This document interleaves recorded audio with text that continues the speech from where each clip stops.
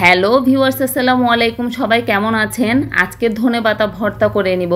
তাই চুলাতে একটি প্যান বসিয়ে এতে পরিমাণ মতো ধনেপাতা দিয়ে সামান্য একটু লবণ দিয়ে ধনেপাতাগুলোকে হালকা নরম করে নিব। একেবারে ভাজা ভাজা করব না, তাহলে ধনেপাতা ভর্তা খেতে ভালো লাগে না।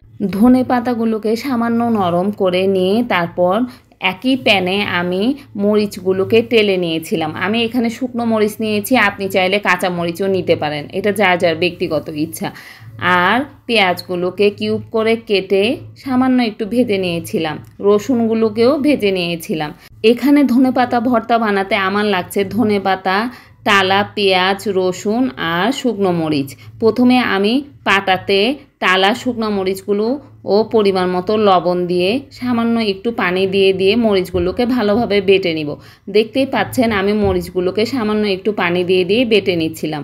মরিচগুলো যখন বাটা হয়ে যাবে ভালোভাবে, তখন আমি এতে আগে থেকে তেলে রাখা রসুনগুলো দিয়ে আর একটু ভালোভাবে বেটে নিব।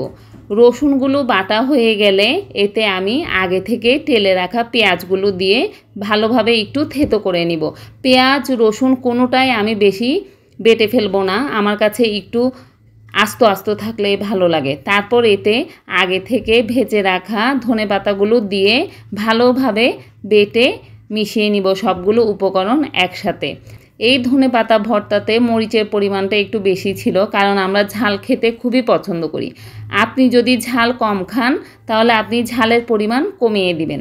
দেখতেই পাচ্ছেন আমার একটু লবণ কম মনে হচ্ছিল, তাই আর একটু লবণ দিয়ে মাখিয়ে নিয়েছিলাম। দেখুন আমার ধনেপাতা ভর্তা একেবারেই রেডি। সবাই ভালো থাকবেন, সুস্থ থাকবেন। আসসালামু আলাইকুম।